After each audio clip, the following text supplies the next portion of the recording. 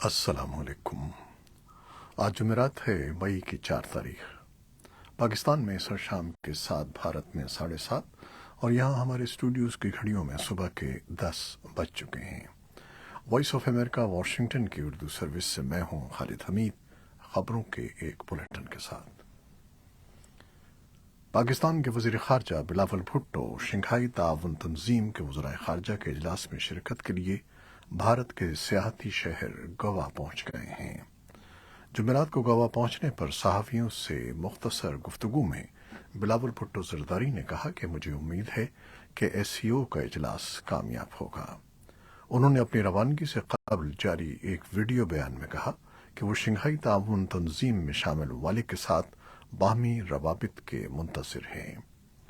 वज़ीर आज़म के मुआविन ख़ुसूसी और पीपल्स पार्टी के तर्जुमान फैसल करीम कुंडी ने वॉइस ऑफ अमेरिका से गुफ्तगू में कहा कि पाकिस्तान ने गोवा में होने वाले कसीरुल मुल्की फोरम के मौके पर भारत से किसी किस्म की दोतरफा या साइड लाइन मुलाकात की ख्वाहिश नहीं की है।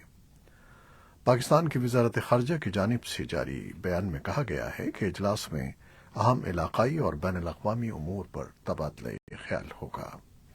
बयान के मुताबिक बहरीन, कुवैत, मालदीव, मुत्तहिदा अरब अमारात और म्यांमार को डायलॉग पार्टनर बनाने के लिए मुफाहिमत की याददाश्तों पर दस्तखत भी होंगे। अफगानिस्तान से मुल्हिका कबायली ज़िले कुर्रम के इलाके त्रिमंगल में जुमेरात के रोज़ तशद्दुद के 2 मुख्तलिफ वाक़यात में 7 स्कूल असातिज़ा को गोलियां मारकर कत्ल कर दिया गया। कत्ल होने वालों में 6 स्कूल असातिज़ा का ताल्लुक शिया फ़िरक़े से जबकि एक का ताल्लुक सुन्नी बिरादरी से बताया जाता है। पुलिस ओहदेदारों और मकामी सहाफ़ियों का कहना है कि कत्ल की ये वारदातें फ़िरक़ा वाराना बुनियादों पर की गई हैं और इन वाक़यात के बाद ज़िले और पुलिस इंतज़ामिया ने सिक्योरिटी सख्त कर दी है, जबकि मुख्तलिफ सड़कों और रास्तों पर चेक पोस्ट कायम करके चेकिंग शुरू कर दी गई है। सदर आरिफ अलवी, वफाकी वज़ीर सज्जाद हुसैन तूरी समेत सियासी रहनुमाओं ने इस वाक़े की शदीद अल्फाज में मज़म्मत की है। उधर अफगानिस्तान से मुल्हिका एक और कबायली ज़िले शिमाली वज़ीरिस्तान में सिक्योरिटी फोर्सेस और मुबैना अस्करियत पसंदों के दरमियान झड़प में मजमूई तौर पर 9 अफराद हलाक और 2 ज़ख्मी हुए हैं। फ़ौज के शोबे ताल्लुकात आम्मा के जारी बयान के मुताबिक मौत का शिकार होने वालों में 6 सिक्योरिटी एहलकार और 3 मुबैना अस्करियत पसंद शामिल हैं।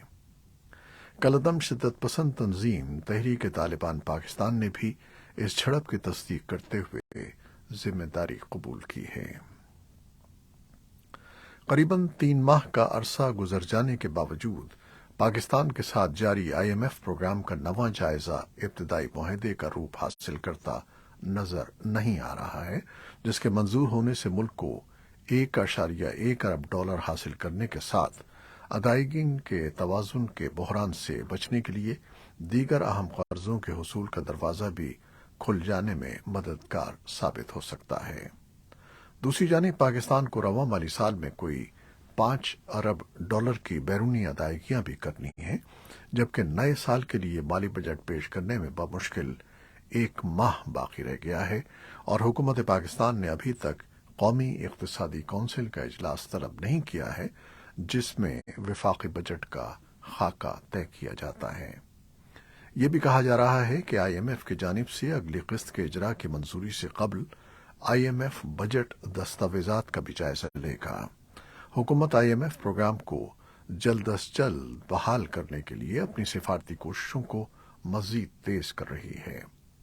उधर वफाकी वज़ीर ख़ज़ाना इसहाक़ डार ने एक बार फिर तवक्को ज़ाहिर की है कि IMF के साथ स्टाफ लेवल के मुआहदे पर जल्द दस्तखत हो जाएंगे। पाकिस्तान के शिमाल मगरबी सूबे में गुज़श्ता हफ्ते शुरू होने वाली बारिशों और ज़ालाबारी की वजह से न सिर्फ फसलों को शदीद नुकसान पहुंचा है, बल्कि सूबे के मुख्तलिफ इलाकों के नदी नालों में तुग़यानी का बाइस भी बना है। मौसमियात के माहिरीन का कहना है कि इन गैर मामूली बारिशों की वजह से बरसाती नालों में तुग़यानी के नतीजे में रवां साल खरीफ की फसल को नुकसान पहुंचा है और लोगों को जानी नुकसान भी उठाना पड़ा है। سرکاری اعداد و شمار کے مطابق رواں ہفتے ہونے والی بارشوں کے نتیجے میں پاکستان کے صوبہ خیبر پختونخوا کے مختلف علاقوں میں 4 افراد موت کا شکار ہو گئے اور متعدد زخمی ہوئے ہیں، جبکہ صوبے میں رواں سال اب تک ہونے والی بارشوں کے نتیجے میں کم از کم 58 افراد موت کے منہ میں چلے گئے اور 151 زخمی ہوئے ہیں۔ افغان خواتین اور لڑکیوں کے حقوق کے لیے امریکہ کی خصوصی ایلچی رینا میری کا کہنا ہے کہ افغانستان کے بارے میں دوحہ کانفرنس کے تمام شرکاء نے افغان خواتین اور لڑکیوں کے حقوق کی اہمیت پر اتفاق کیا ہے اور اس بات پر زور دیا ہے کہ انسانی حقوق ہماری مشترکہ ترجیحات سے جڑے ہوئے ہیں اور ان کو ترجیح دینی چاہیے۔ دریں اثنا افغانستان کے لیے امریکہ کے خصوصی ایلچی تھامس ویسٹ نے کہا ہے کہ کانفرنس میں شریک ممالک نے مختلف ترجیحات طے کی ہیں، لیکن اس بات پر اتفاق رائے تھا کہ افغانوں کے درمیان سیاسی بات چیت تمام مسائل کے حل کا مرکزی حصہ ہے۔ چین کی وزارت خارجہ کے ترجمان چن گونگ نے پاکستان کے دورے اور پاکستان میں چین، افغانستان اور پاکستان کے وزرائے خارجہ کے درمیان مذاکرات کے بارے میں ایک بیان میں کہا کہ اگرچہ افغانستان کے عوام مشکل ترین وقت سے نکل چکے ہیں، لیکن اس وقت بھی انہیں سخت مسائل کا سامنا ہے اور باقی دنیا سے مزید تعاون اور مدد کی اشد ضرورت ہے۔ ان کا کہنا تھا کہ بین الاقوامی برادری کو افغان عبوری حکومت کے ساتھ رابطے اور بات چیت کو تیز کرنے، تعمیر نو اور ترقی کے لیے اس کی کوششوں کی حمایت کرنے اور ایک جامع حکومت کی تشکیل کے لیے حوصلہ افزائی کی ضرورت ہے۔ بھارت کی ریاست منی پور میں قبائل کا درجہ دینے کے عدالتی حکم پر قبائلی گروہوں کے درمیان احتجاج کے دوران پرتشدد ہنگامے پھوٹ پڑے، جس کے بعد منی پور میں کرفیو نافذ کر دیا گیا ہے۔ فوج اور پیرا ملٹری فورسز کے دستوں نے کشیدہ علاقوں کا کنٹرول سنبھال لیا ہے۔ منی پور میں میٹے برادری خود کو قبیلے کا درجہ دینے کا مطالبہ کر رہی ہے تاکہ ان کی آبائی زمینوں، ثقافت اور شناخت کو قانونی تحفظ مل سکے، لیکن مقامی قبائل اس مطالبے کی مخالفت کر رہے ہیں۔ بدھ کو ایک قبائلی تنظیم نے میٹی کمیونٹی کے اس مطالبے کے خلاف مارچ کا اعلان کیا تھا۔ اسی مارچ کے دوران قبائلی اور غیر قبائلی افراد میں تصادم ہوا اور حالات کشیدہ ہو گئے۔ خبر رساں ادارے رائٹرز کے مطابق white house council of economic advisers کی ایک رپورٹ میں خدشہ ظاہر کیا گیا ہے کہ امریکہ پر ڈیفالٹ ہونے کی صورت میں گہرے طویل المیعاد اثرات مرتب ہو سکتے ہیں، جن میں کئی لاکھ ملازمتوں کا ختم ہونا بھی شامل ہے۔ رپورٹ میں کہا گیا ہے کہ طویل مدت کے ڈیفالٹ کی صورت میں معیشت لگ بھگ 6.1% سکڑ سکتی ہے۔ امریکہ کے قرضوں کی حد میں اضافہ نہ ہونے کی صورت میں ڈیفالٹ کا خطرہ بڑھتا جا رہا ہے، اور اس خدشے کا اظہار وزیر خزانہ جینٹ یلن نے کانگریس سرکار کو بھیجے گئے خطوط میں بھی کیا ہے۔ دوسری جانب صدر جو بائیڈن اور وائٹ ہاؤس کانگریس پر زور دے رہے ہیں کہ قرضوں کی حد میں اضافہ کیا جائے تاکہ مزید قرض لے کر ملک کی معیشت کو چلایا جا سکے۔ ریپبلکن پارٹی کے زیر کنٹرول ایوان زیری میں گزشتہ ہفتے ایک بل منظور کیا گیا تھا جس میں قرضوں کی حد میں تو اضافہ کیا گیا، لیکن اس کے ساتھ ساتھ وفاقی حکومت کے اخراجات محدود کرنے پر بھی زور دیا گیا۔ یوکرین کے صدر ولادیمیر زیلنسکی نے جمعرات کو ہیگ میں بین الاقوامی فوجداری عدالت میں ایک تقریر میں یوکرین پر حملے کے جرم میں روس کی جواب دہی کے لیے خصوصی ٹرائبیونل کا مطالبہ کیا۔ یوکرینی رہنما 5 نارڈک ممالک کے رہنماؤں کے ساتھ ایک سربراہی اجلاس میں شرکت کے لیے فن لینڈ کا اچانک دورہ کرنے کے بعد بدھ کو دیر گئے ہالینڈ پہنچے تھے۔ آئی سی سی نے مارچ میں روسی صدر ولادیمیر پوٹن کے خلاف جنگی جرائم کے الزام میں گرفتاری کا وارنٹ جاری کیا تھا، جس میں مبینہ طور پر ملک بدری اور یوکرین سے بچوں کی روس منتقلی شامل تھی۔ یوکرینی حکام نے بتایا کہ جمعرات کی صبح روسی میزائلوں اور ڈرونز نے کیف اور اوڈیسا پر حملہ کیا ہے۔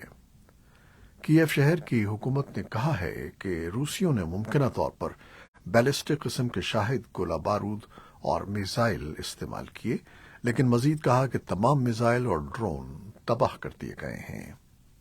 یوکرین کی جنوبی ملٹری کمانڈ نے کہا کہ اوڈیشہ میں لانچ کیے گئے 15 ڈرونز میں سے 12 کو تباہ کر دیا گیا۔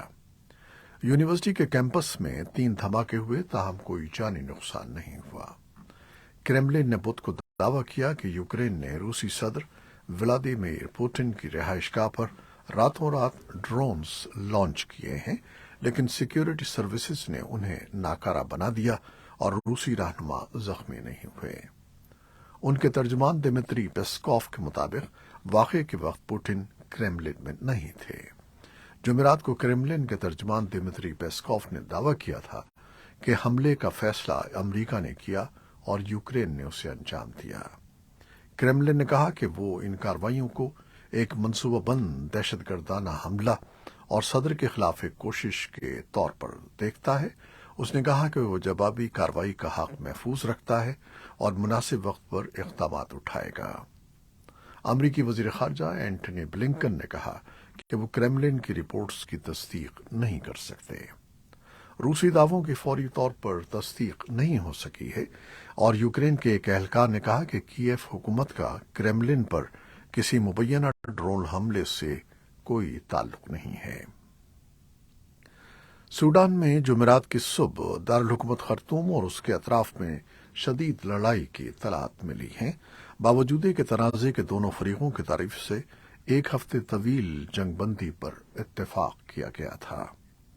سوڈان کی فوج اور نیم فوجی ریپڈ ڈیفنس فورسز دونوں ایک دوسرے کو وسطی خرطوم سے باہر نکالنے اور صدارتی محل اور آرمی ہیڈ کوارٹر کے آس پاس کے علاقوں کو کنٹرول کرنے کی کوشش کر رہی ہیں۔ اقوام متحدہ کے سیکرٹری جنرل انتونیو گتریس نے بدھ کو سوڈان میں لڑائی کے خاتمے اور سوڈانی لوگوں کے لیے بین الاقوامی حمایت کی اپیل کی، جو ان کے بقول انسانی تباہی کا سامنا کر رہے ہیں۔ گتریس نے نیروبی میں ایک نیوز کانفرنس کے دوران کہا کہ سوڈان میں ہمیں امداد کی محفوظ اور فوری رسائی کی ضرورت ہے تاکہ اسے ان لوگوں میں تقسیم کیا جا سکے جنہیں اس کی سب سے زیادہ ضرورت ہے۔ سوڈان کی وزارت صحت کا کہنا ہے کہ 15 اپریل سے شروع ہونے والی لڑائی کے دوران 500 سے زائد افراد ہلاک اور 5000 کے قریب زخمی ہو چکے ہیں۔ International Federation of Red Cross اور ریڈ کریسنٹ سوسائٹیز نے جمعرات کو کہا کہ اس نے 2 لاکھ لوگوں تک امداد پہنچانے کے لیے سوڈانی ریڈ کریسنٹ سوسائٹی کی مدد کے لیے ایک ہنگامی اپیل شروع کی ہے۔ اسرائیلی فوج نے کہا ہے کہ اس نے اسرائیلیوں پر مہلک حملے میں ملوث 3 فلسطینیوں کو ہلاک کر دیا ہے۔ فوج نے ایک بیان میں کہا ہے کہ یہ افراد گزشتہ ماہ مغربی کنارے کی یہودی بستیوں کے قریب ایک کار پر حملے میں ملوث تھے۔ اس واقعے میں ایک برطانوی نژاد اسرائیلی خاتون اور ان کی 2 بیٹیاں ہلاک ہو گئی تھیں۔ فوج کا کہنا ہے کہ وہ جمعرات کی صبح مقبوضہ مغربی کنارے میں نابلوس شہر میں داخل ہوئی، جہاں مسلح تصادم کے دوران 3 ملزمان مارے گئے، جن میں سے 2 کے بارے میں اسرائیل نے دعویٰ کیا ہے کہ وہ حماس کے عسکریت پسند تھے۔ فلسطینی وزارت صحت نے بھی ان تینوں افراد کی ہلاکت کی تصدیق کی ہے۔ امریکہ کی ریاست جارجیا کے شہر ایٹلانٹا میں فائرنگ کے واقعے میں ایک مشتبہ شخص کو گرفتار کر لیا گیا ہے۔ حکام کا کہنا ہے کہ گرفتار شخص امریکی کوسٹ گارڈ کا سابق اہلکار ہے۔ بدھ کو ایٹلانٹا کے ایک طبی مرکز میں فائرنگ سے ایک خاتون ہلاک اور 4 زخمی ہو گئے تھے۔ پولیس کا کہنا ہے کہ مشتبہ شخص کو ایک خفیہ افسر کی نشاندہی پر واقعے کے کئی گھنٹوں بعد حراست میں لے لیا گیا۔ یہ تھیں وہ خبریں جو فیس بک لائیو پر ہم نے آپ کے لیے پیش کی۔ ہماری ویب سائٹ، یوٹیوب اور پوڈ کاسٹ پر یہ بلیٹن آپ کے لیے پوسٹ کر دیا جاتا ہے۔ آپ ہمارے بلیٹن کو شیئر کرتے ہیں اور اپنے کمنٹس میں اپنی محبتوں اور دعاؤں کا اظہار کرتے ہیں، جس کے لیے ہم آپ کے فرداً مشکور ہیں۔ اپنی ان کوششوں کو جاری رکھیے گا۔ کیمرامین سید اسفر امام اور نیوز ایڈیٹر بہجت جیلانی کے ساتھ خالد حمید کو بھی اجازت دیجیے گا۔ اللہ حافظ۔